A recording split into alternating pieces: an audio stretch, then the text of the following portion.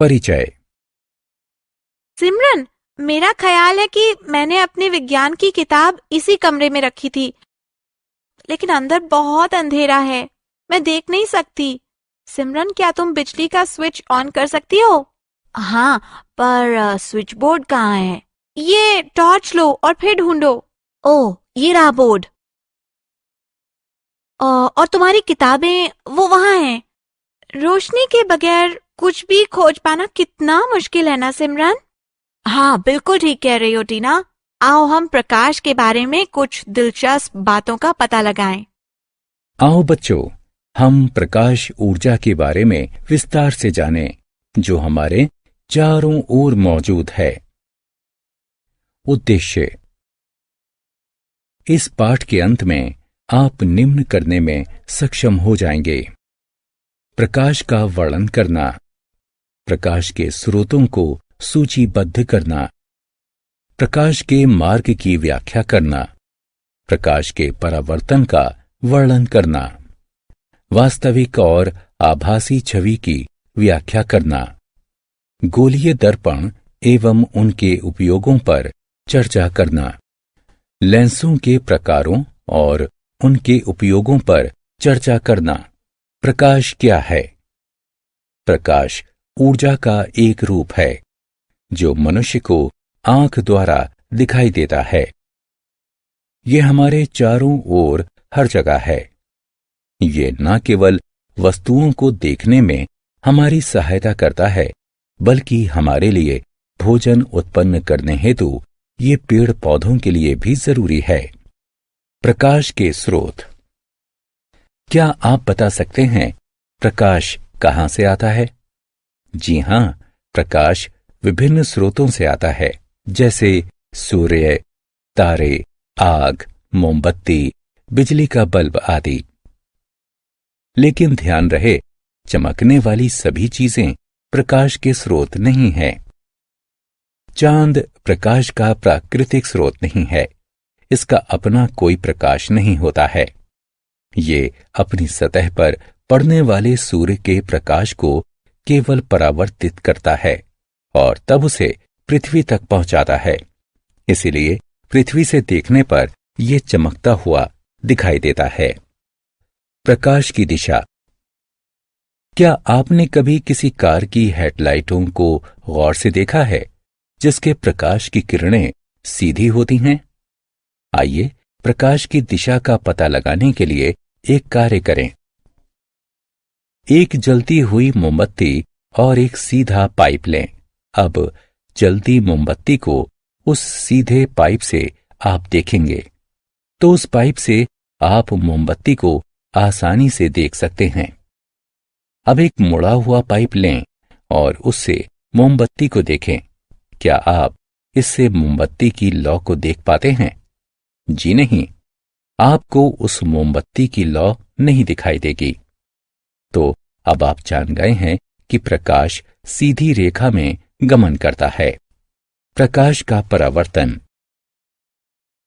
क्या आप बता सकते हैं कि हम वस्तुओं को कैसे देखते हैं? हम वस्तुओं को तब देखते हैं जब उन पर पड़ने वाला प्रकाश परावर्तित होकर हमारी आंखों में पहुंचता है। प्रकाश का परावर्तन तो एक आसान घटना है। परावर्तन नियम के अनुसार प्रकाश की किरण जब किसी समतल सतह पर पड़ती है तो ये उसी माध्यम में वापस आती है जिसमें उसके कोण में परिवर्तन हो जाता है। इसमें कोई आश्चर्य नहीं कि जब हम किसी दर्पण में देखते हैं तो हमें हमारा परावर्तित प्रतिबिंब दिखाई देता है।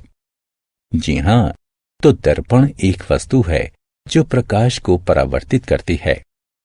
अब स्टेनलेस स्टील की इस चमकदार तश्तरी को देखें।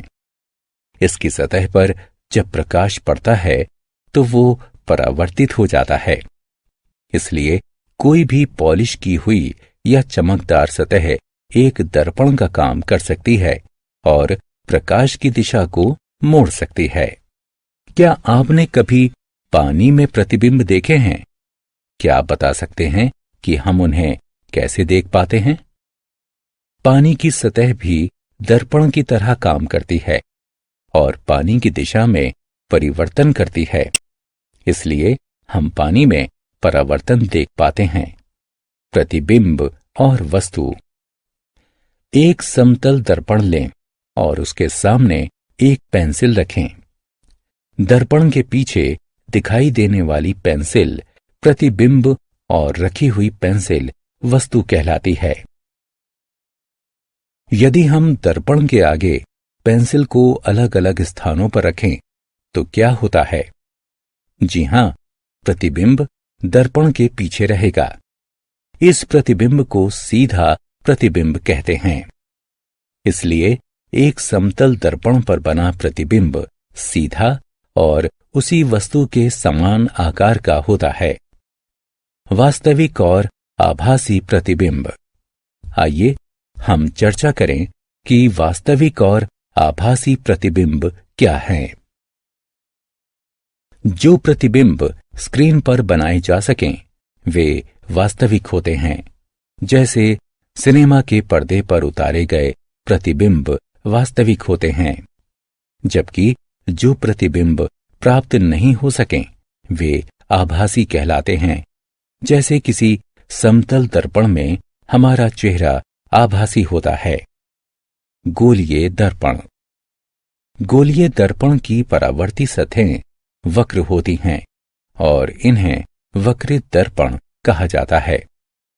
गोलीय दर्पण दो प्रकार के होते हैं, अवतल और उत्तल।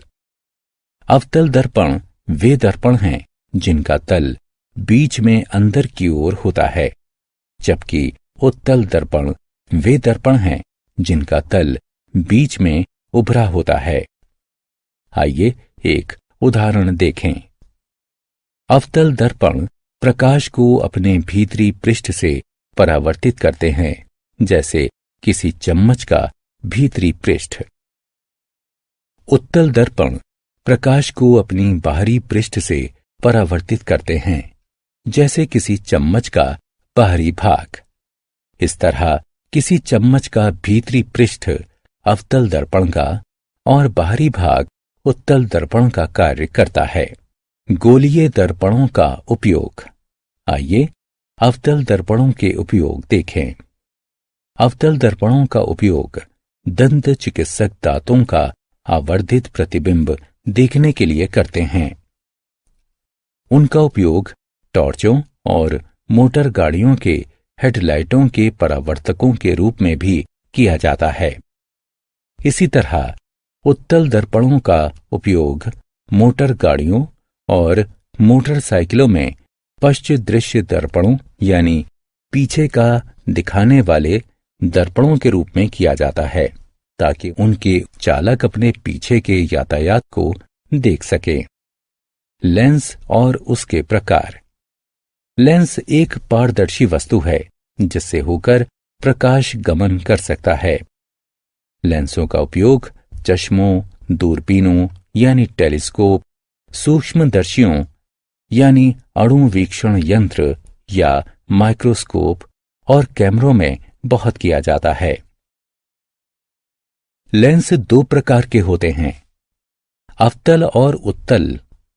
अवतल लेंस का बिचला भाग किनारे से अधिक पतला, जबकि उत्तल लेंस का बिचला भाग किनारे से अधिक मोटा होता है।